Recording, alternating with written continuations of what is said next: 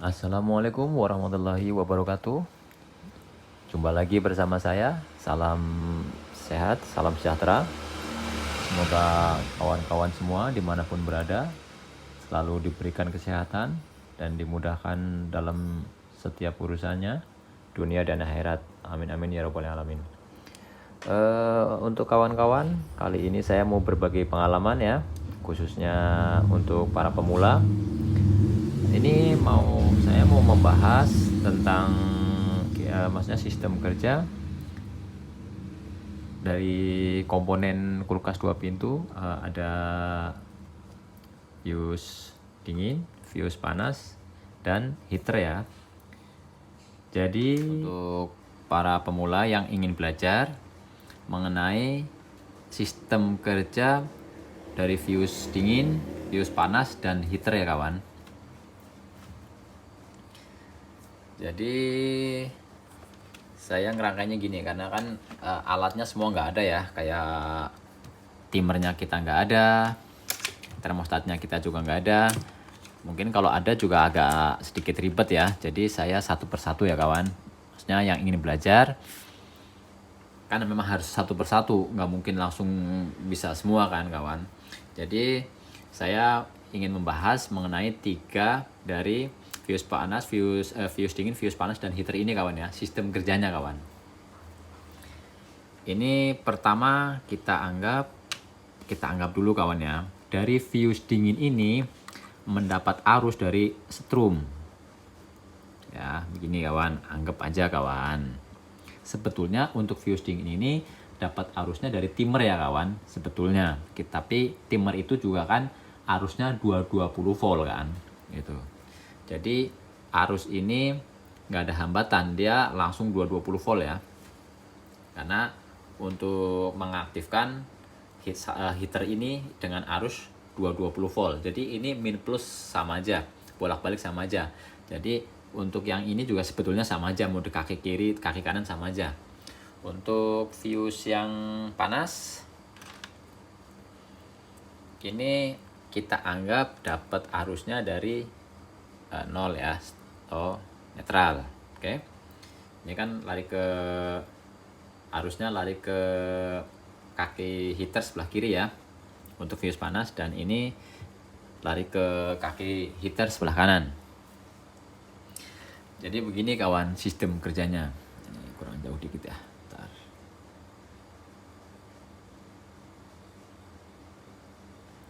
Oke. Cukup ya. Ini untuk keduanya kan kawan-kawan tahu lah, ini untuk fuse panas dan fuse dingin dan panasnya sama-sama nempel di evaporator ya kawan. Jadi sistem kerjanya untuk yang fuse panas kan dia memang selalu terhubung ya kawan. Ini tuh selalu terhubung. Dia nggak pernah memutus kecuali dia rusak, baru dia memutus. Berarti secara otomatis heater ini mendapat arus dari satu kaki nih, dari mendapat arus netral dari fuse panas ini kawan ya. Nah untuk yang untuk yang heater yang kaki sebelah kanan, kalau misalnya kulkasnya masih untuk suhunya masih di plus 30 atau 25 plus ya, bukan minus, berarti dia itu belum dapat arus kawan. Sebenarnya ini dan ini udah mendapat arus. Ketika dia belum defrost itu mendapat arus. Ini misalnya ini setrum, ini 0 tuh selalu mendapat arus. Hanya saja ini kan terputus.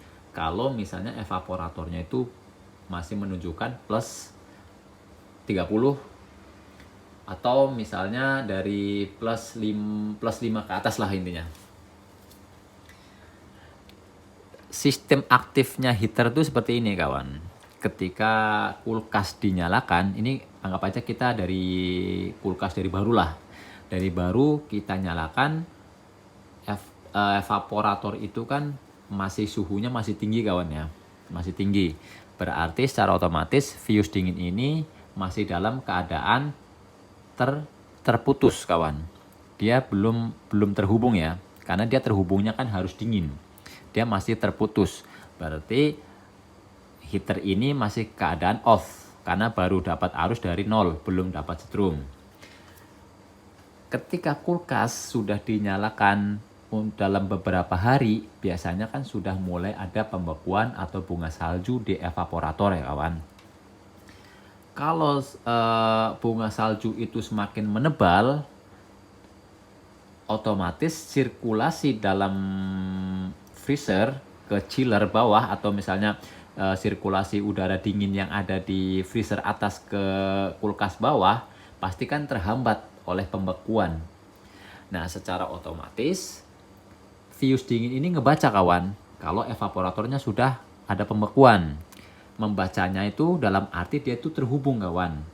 Ketika dia terhubung, secara otomatis ini dapat strum dari fuse dingin. Berarti heater ini statusnya aktif ya kawan ya. Ketika heater ini aktif untuk mencairkan bunga es yang ada di evaporator. Biasanya kalau misalnya setelah dia aktif, menunggu beberapa jam gitu kan, saya ya sampai suhunya kembali naik dan bunga esnya sudah mencair. Kalau yang kondisi nyala, secara otomatis ini kembali memutus kawan, gitu kawan. Ini kembali memutus. Berarti kalau ini memutus, statusnya heater ini off lagi ya kawan, dan seterusnya, dan seperti itu terus kawan, ketika ini semua masih normal.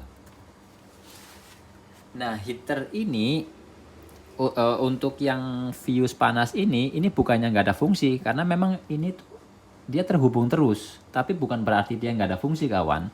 Fungsinya ini buat mengatasi ketika ada kerusakan di fuse dingin. Kerusakannya itu bukan putus kawan, kerusakannya itu justru terhubung terus.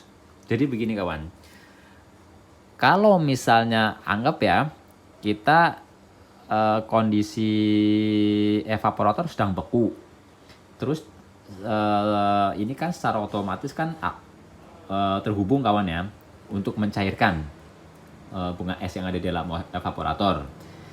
Ketika temperaturnya sudah kembali normal, seharusnya kan ini kan memutus. Nah, tiba-tiba ini misalnya nih ini nggak memutus, jadi terhubung terus. Secara otomatis heater ini tuh terus menerus menyala. Sementara heater ini kan panas sekali kawan ya. Memang dia nempelnya di seng ya, atau di evaporator gitu kan.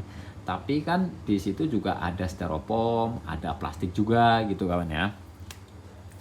Nah, harusnya dia udah memutus, dia masih terhubung, secara otomatis ini masih nyala terus gitu kan, sampai suhunya itu tinggi sekali. Sementara ini untuk fuse yang panas ini didesain ini juga membaca temperatur, membaca suhu kawan, suhu panas.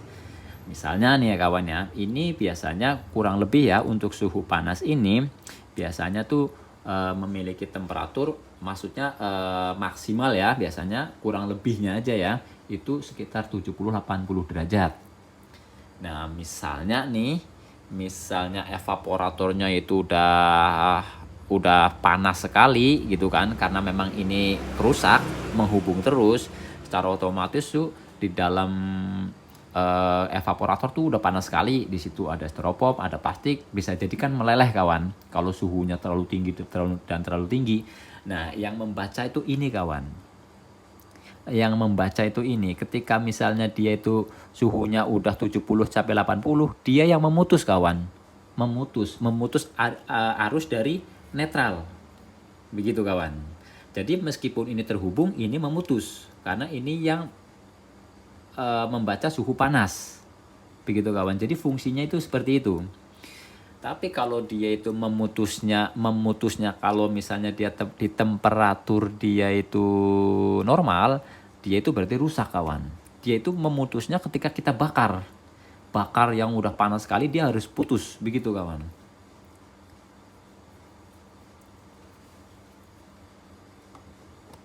Bisa dipahami kan kawan maksud pembahasan dari saya ini, sistem kerjanya.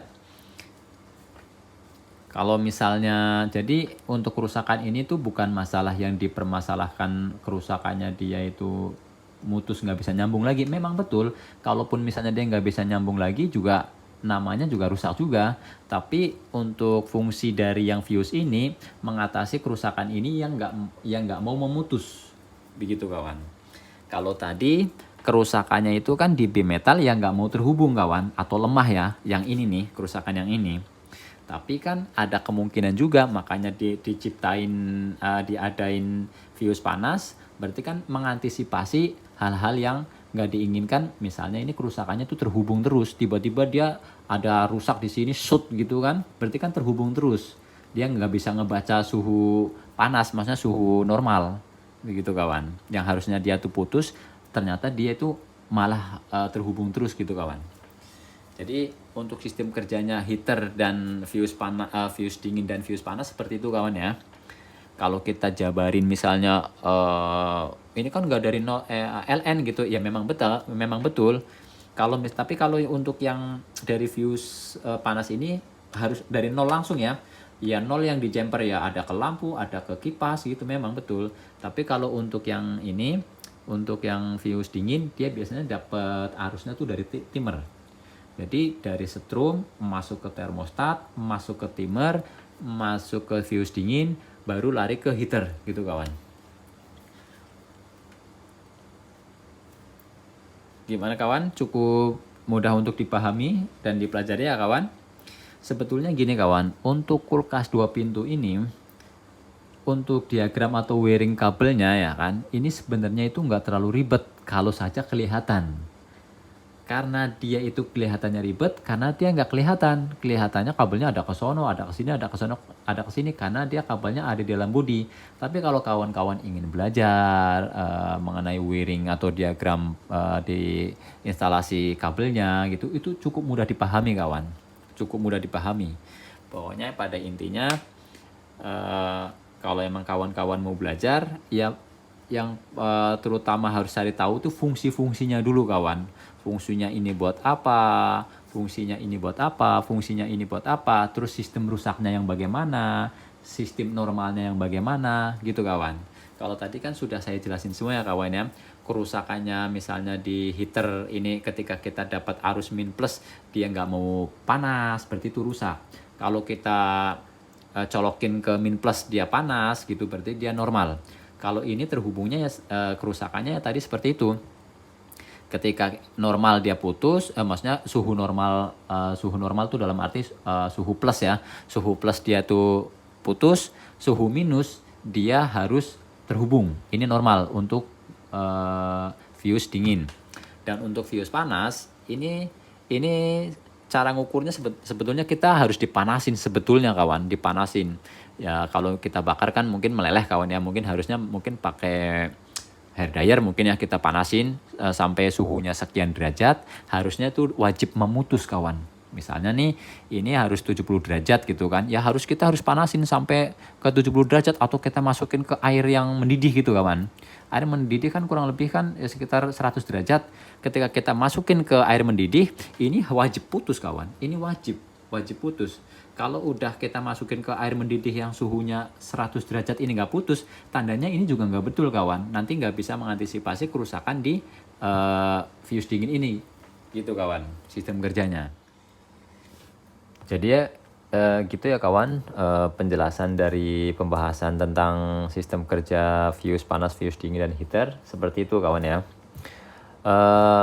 Mudah-mudahan penjelasan dari saya bisa dipahami dan mudah dimengerti untuk kawan-kawan yang ingin belajar, yang sedang belajar, atau yang para pemula yang mau mulai bekerja di mesin pendingin ya, terutama di kulkas dan freezer.